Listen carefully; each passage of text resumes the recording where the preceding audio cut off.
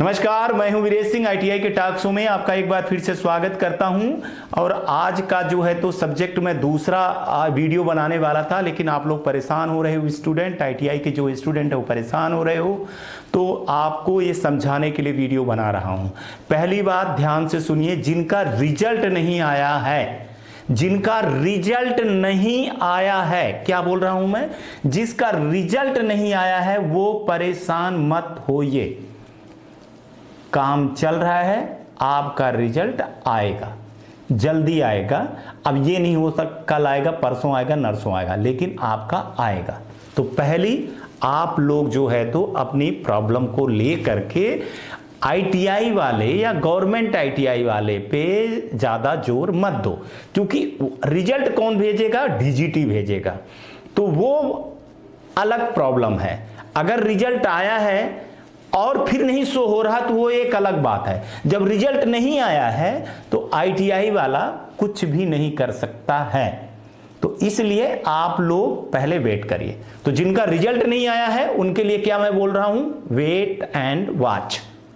ठीक है, तो कोई आईटीआई वाला नहीं, ना मैं, ना डीजीटी और ना एग्जाम लेने वाली एजेंसी, कोई कुछ नहीं कर सकता। हाँ, एक चीज आप कह सकते हो कि क्यों नहीं आ रहा है इतना, तो ये आवाज उठ गई है और ये मैं भेज दिया हूं और ये मैं पूछ रहा हूं कि आप बताइए कि रिजल्ट क्यों नहीं आ रहा है। लड़के परेशान हो रहे हैं इतने साल से, तो वो एक अलग मुद्दा है, उस पर एक अलग बात जाएगी और जा भी रही है। तो इसलिए आप लोग घबराइए नहीं, थोड़ा सा वेट करिए। दूसरी बात, जिन स्टूडेंट का रिजल्ट आ गया है और रिजल्ट में दो तरह की दिक्कतें दिख रही हैं।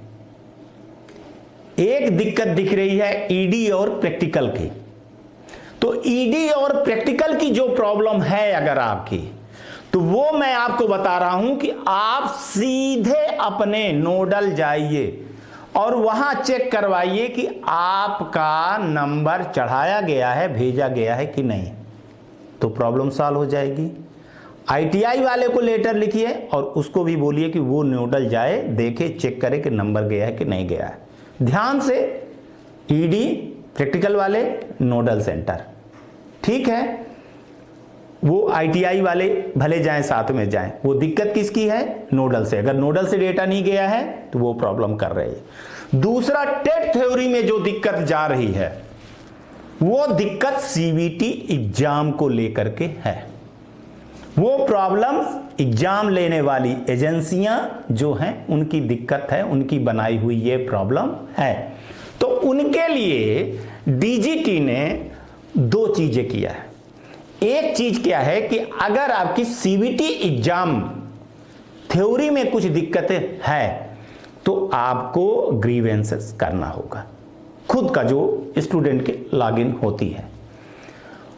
दूसरा जो है तो अगर आपका ग्रीवेंसेस ओपन नहीं हो रहा है या किसी तरह से नहीं चल रहा है या गलत कर दिए हो आप, तो उसके लिए सेकंड ऑप्शन जो है तो वो आईटीआई का जो है तो एक कंप्लेन बॉक्स होता है, यूजर आईडी होता है, पासवर्ड होता है, उस पे वो जाता है, लॉगिन करता है और वहां वो बच्चे की जो भी प्रॉब्लम होती है वहां पे वो शिकायत रेज करता है, तो उसकी प्रॉब्लम सॉल्व हो जाएगी।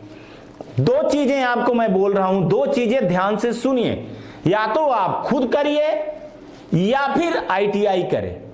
आईटीआई वाला इस जिम्मेदारी से भाग नहीं सकता है कि मैं नहीं करूंगा। अगर रिजल्ट आया है और उसमें सुधार की गुंजाइश है, उसमें कोई दिक्कत है, तो वो जवाबदारी आईटीआई वाले की है। और अगर आईटीआई वाला ऐसा नहीं करता है तो निश्चित उसके ऊपर कार्रवाई होगी। तो इसलिए प्राइवेट आईटीआई वाले, मैं आपको बता दूं कि अगर सीबीटी एग्जाम में कोई भी दिक्कत हो रही है टेट थ्योरी को लेकर के, तो आप अपने यूजर आईडी पासवर्ड का यूज करिए और वहां पे जो है तो कंप्लेन करिए। इससे प्रॉब्लम सॉल्व हो जाएगी। बच्चा आपके यहां पढ़ा है, फीस दिया है, तो ये आपकी जवाबदारी होती है, मैं आपको बता दे रहा हूं।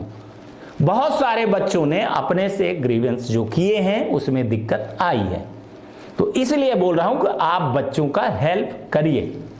जैसे जैसे आज भी बहुत सारे, कल मैंने कहने चाहिए शाम को 5 बजे बहुत सारे बच्चों का रिजल्ट अपडेट हुआ है। कई लड़के पास हो गए हैं, मेरे को फोन करके बोले 5 साढ़े 5 बजे से लेकर 7 बजे तक, कल की बात है। तो मैं वही बोल रहा हूं कि जो ग्रीवेंसेस किए हैं, जिनकी आईटीआई ने यूजर आईडी से कंप्लेन किया है, उनकी सुनवाई हो गई है।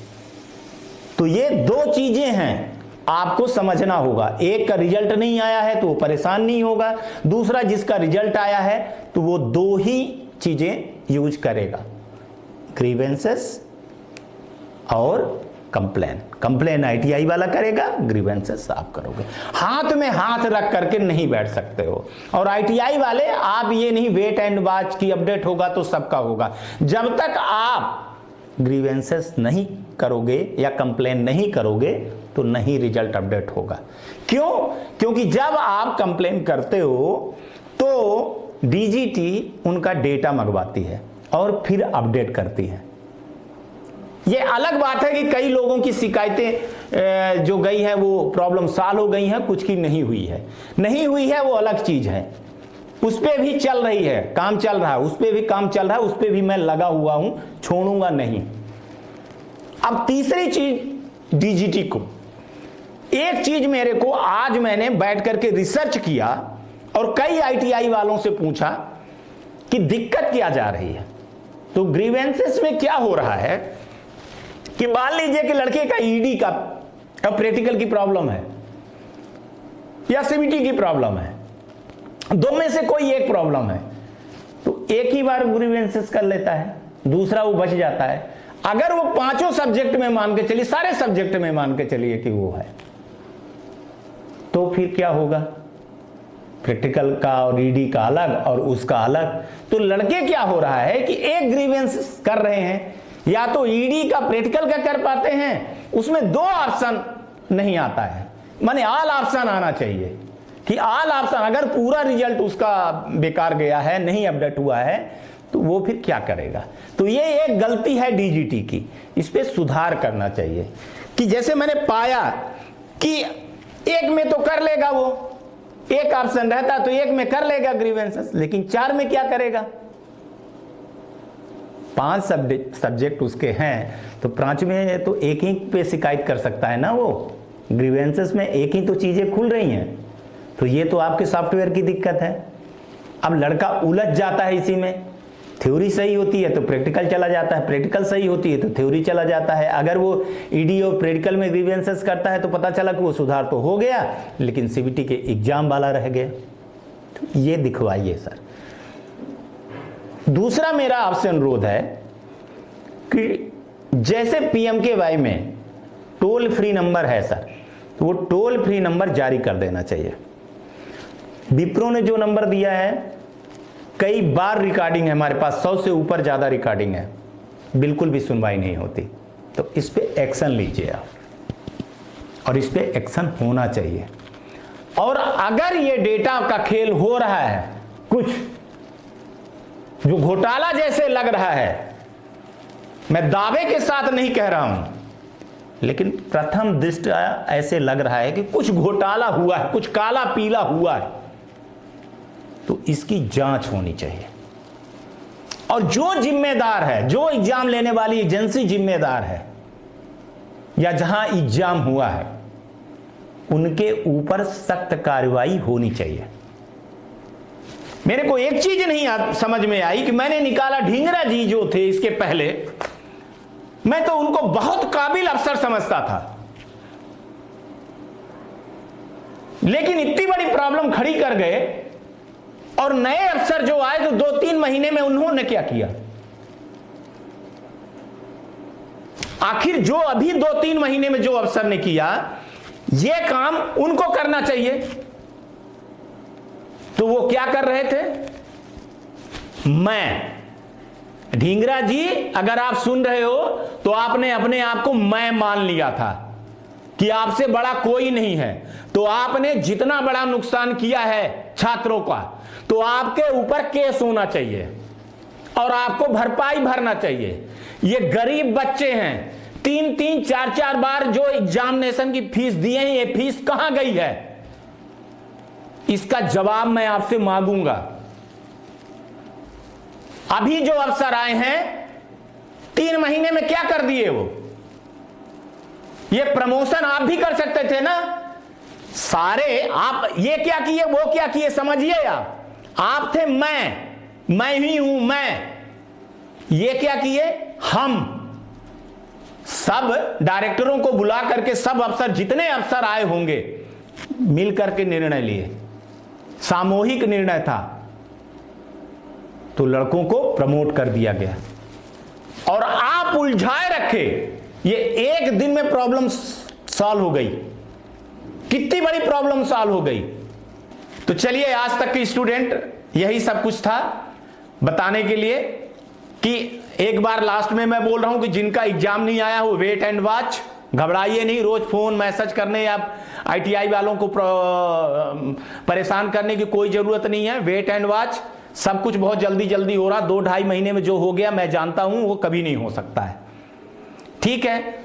दूसरा जो है, तो आपको खुद ग्रीवेंस करना पड़ेगा, खुद शिकायत करनी पड़ेगी पोर्टल पे। और अगर आपकी नहीं होती है तो आईटीआई वाले के पास जाइए, लेटर लिखिए और उसको बोलिए कि सर हमारी जो है तो अपने यूजर आईडी से आप जो है तो कंप्लेन करिए। जैसे आपका कंप्लेन हो जाएगा, आप यकीनन मानिए कि बहुत तेजी से कल से काम चालू हो गया है। उसका रिजल्ट आज आ भी गया है, तो बहुत जल्दी होगा। तो इसलिए आप लोग जाइए और आईटीआई वालों को परेशान मत करिए। हाँ, अगर आईटीआई वाला नहीं सुन रहा है आपकी, तो फिर वीडियो बना करके भेजिए, दिखाऊंगा चैनल पे वो कितना बड़ा वाला है। कई स्टूडेंट कह रहे हैं कि वो भगवा देते हैं। भाई साहब, फीस किस बात के लिए है वो? और इस पे जो स्टूडेंट का सपोर्ट आईटीआई नहीं कर रही है, तो उस पे डीजीटी खास नजर रखी है। लंबे जाएंगे। और ये वीडियो मेरा जो है, तो जो आईटीआई वाला नहीं कर रहा है सपोर्ट, तो स्टूडेंटों से बोल रहा हूं कि उनके व्हाट्सएप पे भेजो। ठीक है ना? हमारी चैनल की जवाबदारी है, हम आरएनडी करके, काफी रिसर्च करके बात करते हैं, लॉजिकल बात करते हैं। लोग एनसीबीटी से, मैंने देखा है कि यूट्यूब में बहुत सारे लोग एनसीबीटी से लेटर निकालते हैं, बेवकूफ बना रहे हैं, आपको पढ़ के सुना रहे हैं, रिजल्ट आ जाएगा, रिजल्ट आ रहा है, रिजल्ट आ रहा है। अरे न्यूज कहां से पा रहे हो आप? अरे वो लेटर पे लिखा है तो वही पढ़ के बता करके बेवकूफ बना रहे हो लड़कों को। तो उनपे आप मत जाइए। आप रिसर्च बेस्ड चीजों को देखिए, जिसमें रिसर्च होती है, काफी आरएनडी होती, तब एक वीडियो बनता है। वो मोबाइल से वीडियो बना करके तुरंत 1 मिनट में डाउनलोड कर देते हैं, वो सब नहीं, यहां नहीं चलता है। राइट? ये एक रजिस्टर्ड चैनल है और इसकी एक अपनी मर्यादा है, एक जवाबदारी है। हमने ढींगरा साहब के बारे में ओपन बोला, तो मैं उनको सबूत सहित लेकर के जाऊंगा और बताऊंगा। और साफ साफ दिख रहा है कि उन्होंने किया क्या है, क्या किया है। लड़कों की फीस लौटवाइए आप। जो लड़के फीस 2-2, 3-3 बार डाले हैं, ये मजदूर के लड़के हैं, ये छोटे वर्ग के लड़के हैं। पहले रिजल्ट आ जाए, इसके बाद मैं फिर ये मुद्दा बड़े तेज से उठाऊंगा और सबूत भेजूंगा पीएमओ में, पूरा सब कुछ कि ये हुआ क्या है। चलिए देखते रहिएगा। ये आईटीआई टॉक शो है, ये आपका चैनल है। और स्टूडेंटों से मैं बोल रहा हूं, बहुत सारे स्टूडेंट परेशान हो रहे हैं, तो उनको ये वीडियो की लिंक भेजिए, थोड़ा सा मदद करिए, वो हमारे तक लोग पहुंचे। क्या है कि आप बेहिजक आवाज उठाइए, और आपका आवाज मैं हूं। ना आपका नाम बताऊंगा, ना आपका रोल नंबर बताऊंगा, लेकिन आपकी आवाज उठाऊंगा, सबकी आवाज उठाऊंगा। देखते रहिए। आज तक के लिए इतना ही। और ये कोरोना की महामारी की बीमारी में टीका जरूर लगवाइएगा। जो 15, 16, 17 साल के हो गए हैं, जिनका अभी टीका लगाने का आया है, और आईटीआई वाले भी, आप लोग भी एक शिविर करिए और इन बच्चों को टीका लगवाइए, थोड़ी सी दूरी बनाइए।